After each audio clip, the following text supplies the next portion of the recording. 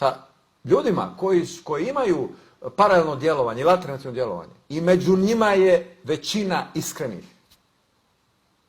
Većina vrijednih i željnih Božjeg zadovoljstva i sevaba.